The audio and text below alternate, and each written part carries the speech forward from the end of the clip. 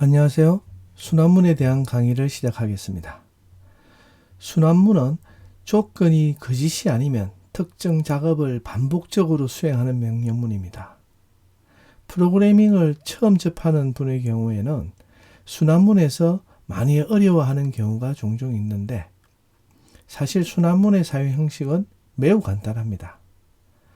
조금만 천천히 그리고 꼼꼼히 프로그램의 흐름을 따라가시면 금방 이해할 수 있습니다.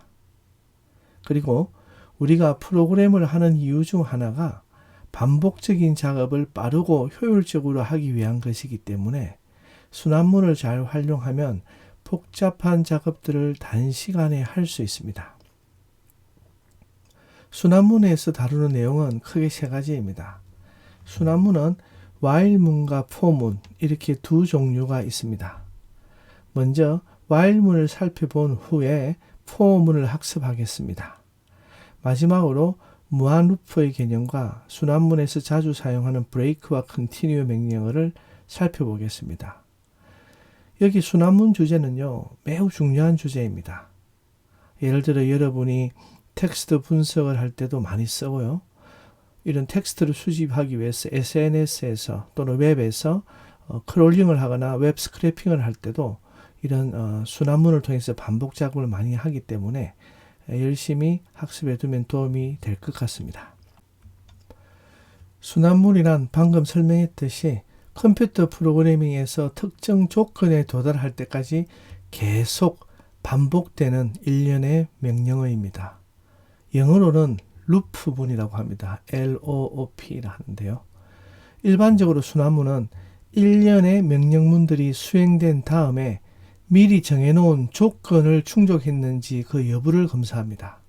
예를 들어 리스트 내에 데이터를 하나씩 추출해서 특정 작업을 수행한 후에 처리할 데이터가 남아있는지 여부를 확인합니다. 아직 처리할 데이터가 더 있다면요, 순환문의 첫 번째 명령으로 되돌아가서 같은 작업을 반복합니다. 그런데 만약 더 이상 처리할 데이터가 남아있지 않다면 순환문을 빠져나갑니다.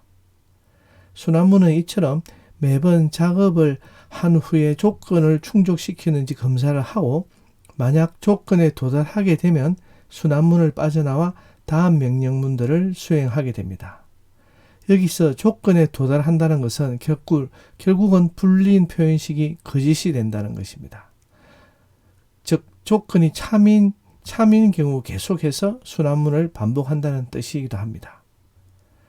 순환문은 주어진 횟수나 조건에 따라 특정한 작업을 주로 약간의 변화를 주면서 반복적으로 수행하기 때문에 반복문이라고도 부릅니다.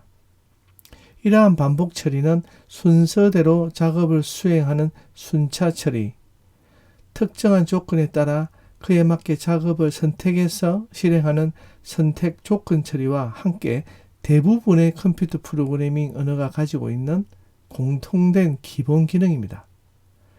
파이썬에서는 반복 처리를 수행하는 명령문으로 while문과 for문이 있습니다. 이 명령문 모두 주어진 조건이 참인 동안 정해진 작업을 반복적으로 실행합니다. 사실 순환문의 종류가 굉장히 단순하죠. 조건문도 파이썬에서 if문 하나뿐입니다. 뭐 다른 언어처럼 스위치문이라든지 이런 게 있는 게 아니고요. 순환문도 이제 보면은 while과 for문 뿐입니다. 뭐 do while문이라든지 이렇게 여러 개가 있는 게 아니라 아주 간단하게 딱 두 개만 있다. 이렇게 보면 되겠습니다. 이 중에서 이제 while문은 조건이 거짓이 아닌 한 계속 반복해서 실행을 하는데 만약 조건이 처음부터 거짓이라면 while문은 전혀 실행되지 않습니다. for문은 주로 순회형이 가지고 있는 모든 값들을 하나씩 꺼내 처리하는 데 사용합니다. 이렇게 꺼내서 처리하는 과정은 자동으로 이루어지는데 만약 더 이상 가져올 데이터가 없다면 for문을 끝내고 다시 그 다음 명령으로 그 권한이 넘어갑니다.